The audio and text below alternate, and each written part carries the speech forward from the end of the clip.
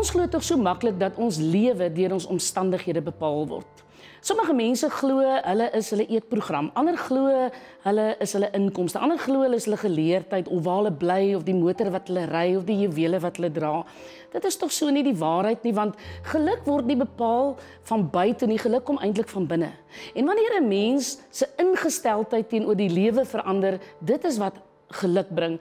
En ons is eintlik eers gelukkig wanneer ons 'n pad met God stap, want wanneer God deel van jou hart is, verander die toestand van jou hart.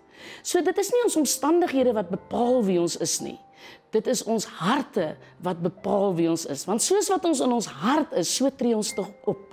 Wil jy nie bietjie jou hart ondersoek en kyk of God regtig deel is van jou elke dag se stap nie? Want indien hy is, sal hy die toestand van jou hart verander en jou ingesteldheid teenoor die lewe sal meer positief wees.